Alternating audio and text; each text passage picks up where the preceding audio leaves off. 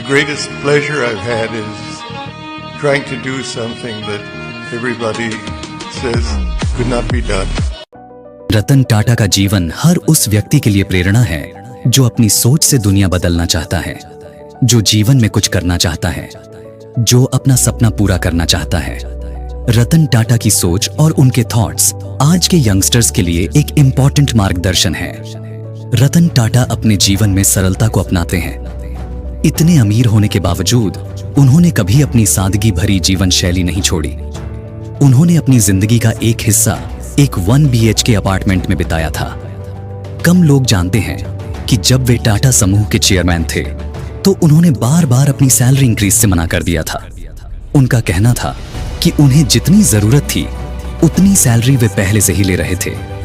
Tata nano, जो दुनिया की सबसे सस्ती कार बनाई गई थी, रतन टाटा का एक पर्सनल ड्रीम था ताकि मिडिल क्लास फैमिली अपनी कार का सपना पूरा कर सके। इस प्रोजेक्ट में फाइनेंशियल लूजेस के बावजूद उन्होंने इसे सिर्फ पब्लिक के लिए बनाया था। 26/11 मुंबई हमलों के बाद रतन टाटा ने अपने ताज होटल के सभी कर्मचारियों के साथ इंसानियत का प्रदर्शन किया। उन्होंने सभी अफेक्टेड लोगों, उनके परिवारों और पास के वेंडर्स को भी पर्सनली हेल्प दी। यह सिर्फ एक कॉर्पोरेट जिम्मेदारी नहीं थी, बल्कि इंसानियत थी। बहुत कम लोग जानते हैं कि रतन टाटा को कई बार पॉलिटिकल पोजीशंस के ऑफर किए गए थे, लेकिन उन्होंने हर बार मना कर दिया। उन्होंने अपने फोकस को सिर्फ टाटा ग्रुप और सोशल डेवलपमेंट वाले प्रोजेक्ट्स पर रखा। कोविड-19 महामारी के दौरान रतन टाटा ने टाटा ग्रुप और टाटा ट्रस्ट के जरिए करोड़ों का दान किया, लेकिन इसके अलावा भी उन्होंने कई व्यक्तियों और परिवारों की सीधे फाइनेंशियल मदद की, बिना किसी पब्लिसिटी के।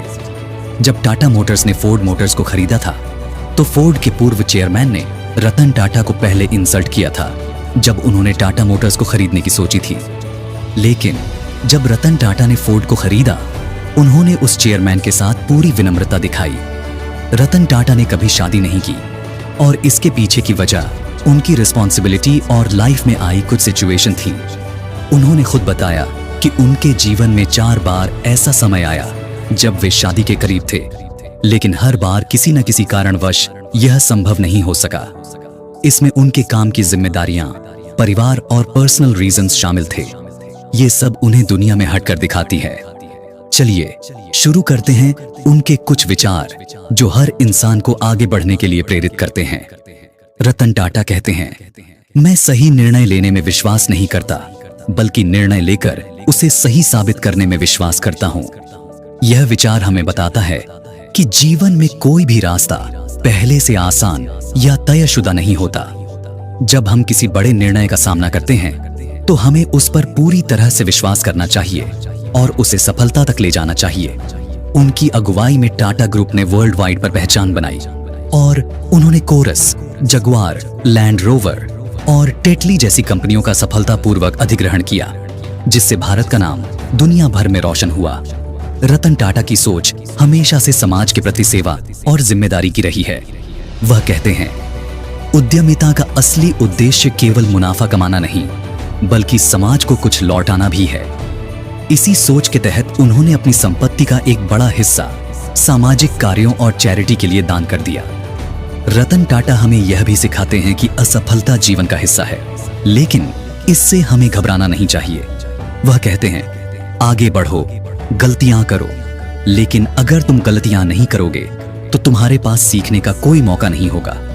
उनका मानना है कि आप जितने सफल होंगे उतनी ही बड़ी जिम्मेदारी होगी कि आप अपने समाज और देश के लिए कुछ करें। यही सोच उन्हें एक सफल बिजनेसमैन से बढ़कर एक महान इंसान बनाती है। आज के युवा रतन टाटा के जीवन से यह सीख सकते हैं कि सपने देखना और उन्हें पूरा करने के लिए कठिन मेहनत करना सबसे बड़ी ताकत है।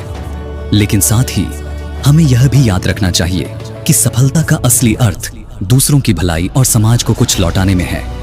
उनका जीवन हमें धैर्य, ईमानदारी और समाज सेवा का संदेश देता है, और यही गुण हमें एक सच्चा और सफल इंसान बनाते हैं। रतन टाटा के जीवन से हमें यह समझना चाहिए कि कोई भी चुनौती इतनी बड़ी नहीं होती कि उसे पार न किया जा सके। अगर हम अपने निर्णयों में विश्वास रखते हैं, अपनी गलतियों से सीखते हैं और दूसरों की भलाई के लिए काम करते हैं, तो सफलता और शांति हमारे जीवन का हिस्सा बन जाएगी। धन्यवाद दोस्तों।